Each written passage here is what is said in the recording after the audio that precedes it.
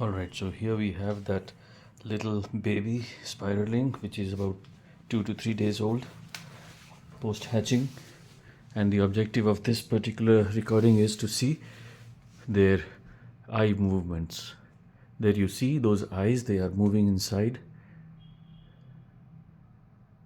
very specifically.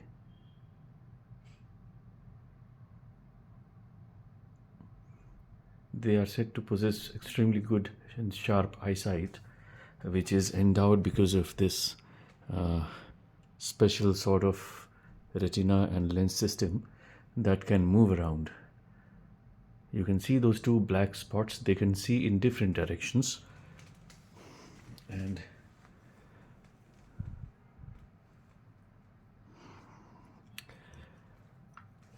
I have to... Okay, now I'll be trying to put something in front of the eyes and move it from side to side and see whether the animal can register that. So I have a brush which I'm now pushing in without touching the slide, and I'm trying to do that now.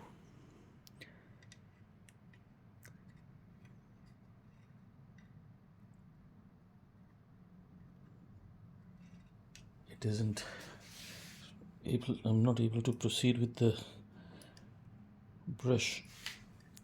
It's a very thin space there. Oh, but still you can see that eyes are continued with the eye lenses, and let me throw some light on that, maybe that would attract it.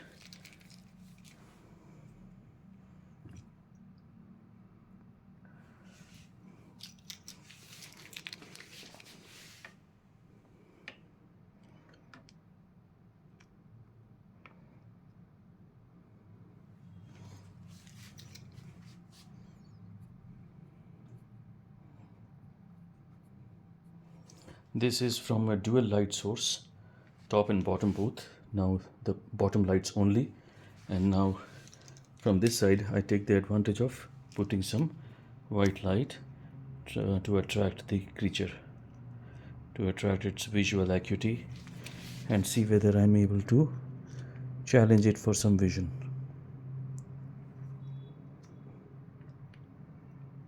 There you see I had succeeded partially. You can notice the movement of these specific lenses in different directions.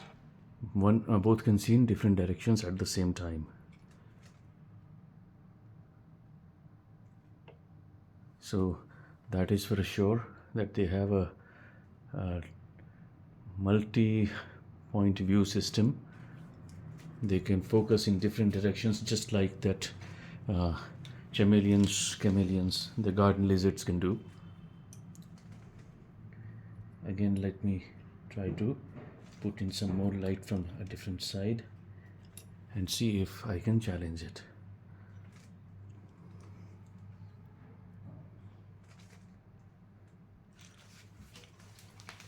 This is a good...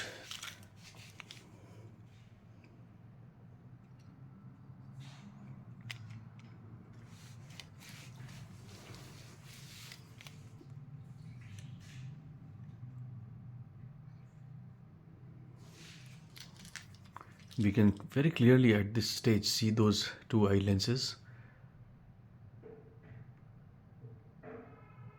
They are like moving backward and forth and side to side.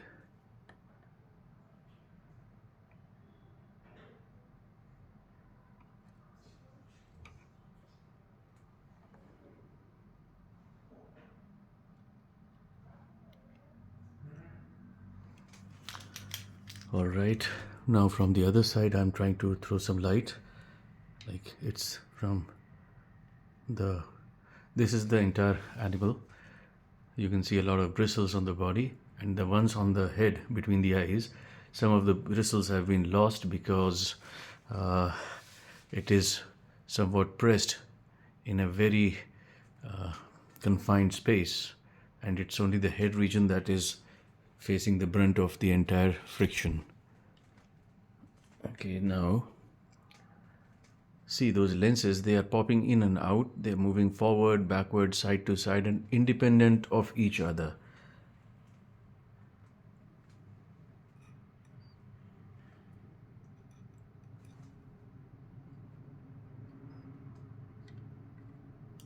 I'm trying to tease those eyes for a vision.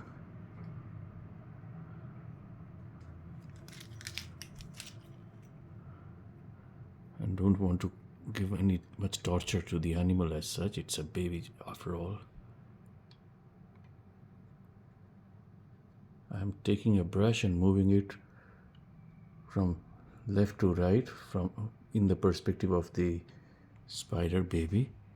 Maybe it'll be catching its fancy. Sorry, my hand was moving too much.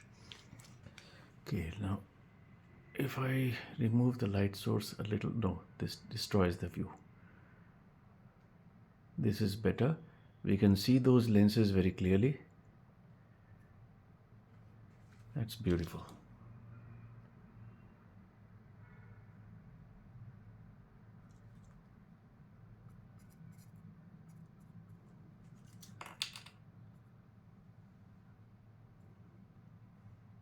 That's a beautiful picture. Taken a few snapshots.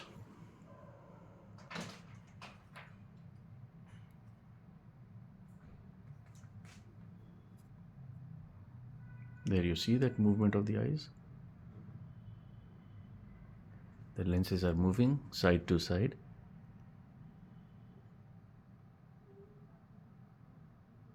Trying to focus on something. Let me bring the creature in the center.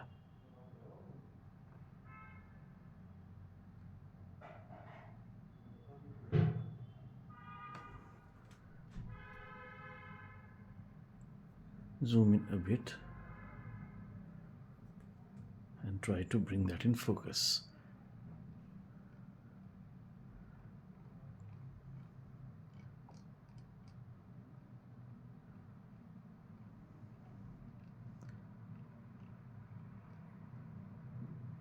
Now those eye spots are pretty much visible as if they are hanging from something. So you can see them as a direct continuation of the front anterior eyes, and you can see them moving from side to side at times when the animal is trying to focus its sight on something at a distance.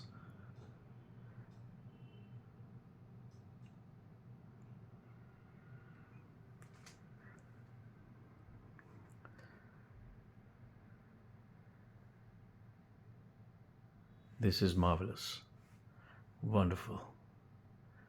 So these babies were born 2 days prior, and now it's a 3-day-old Sling, and it was one of those adventurous ones in that particular clutch and was moving around much compared to the others.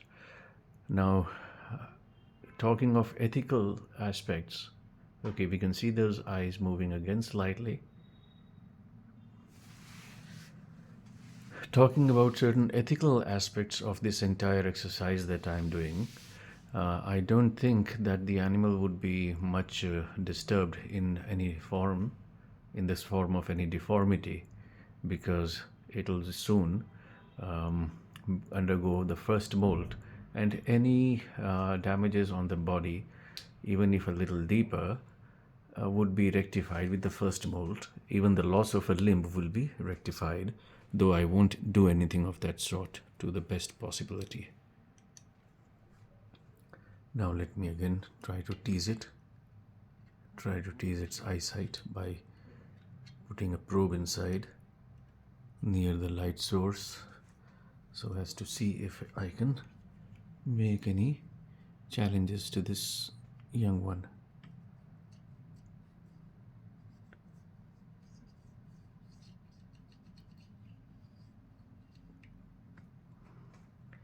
It's not much bothered by this movement.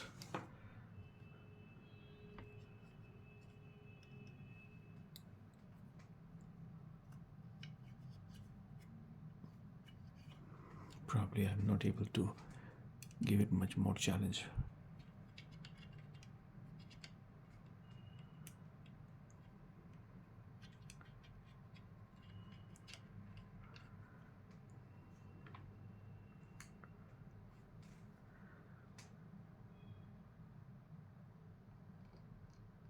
I think I've done too much of the animal is quite exhausted, and I will now transfer it back to the open place. Sorry for that.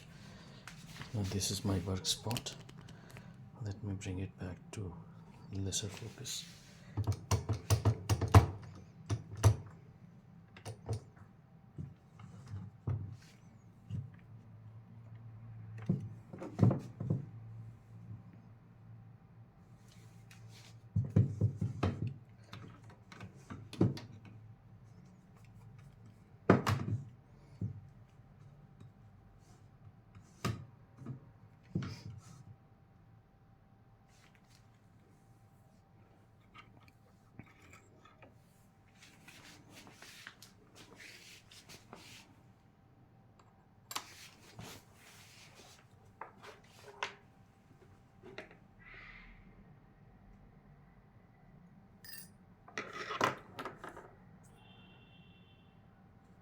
Well, it is alive. I'm so glad it is alive. I'm extremely glad it is alive.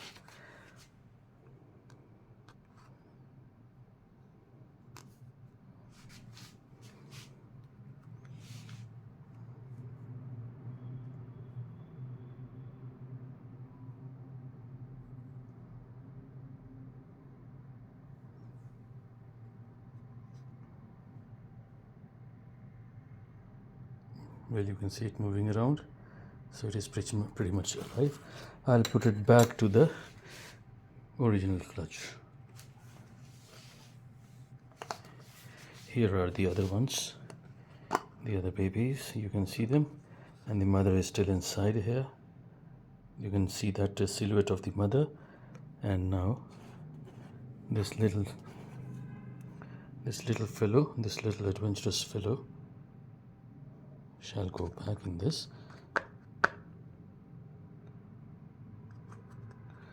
I'll put it back. He's very funny. He doesn't know he has helped me understand a lot about their.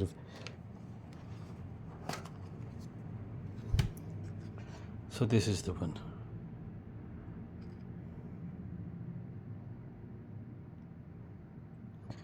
This is the one who had been this particular one here. This is that spider which has helped me understand a lot of spider vision, and it is, I'm glad it is alive. So thank you very much, little Spidey. You can rest, won't disturb you anymore.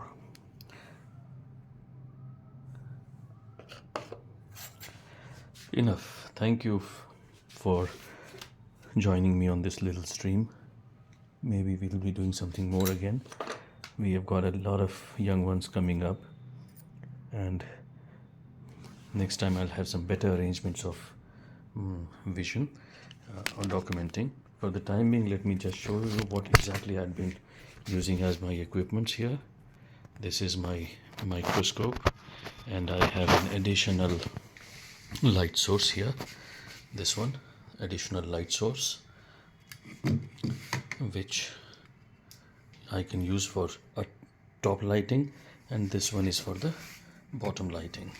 And then in addition, I have a normal tripod, a very sturdy, handy one that allows me to keep my mobile mounted here, or my camera mounted here, which I bring in alignment with this lens, this eyepiece, and then focus onto the whatever specimen is under the observation.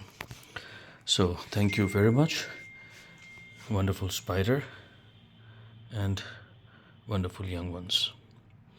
Goodbye.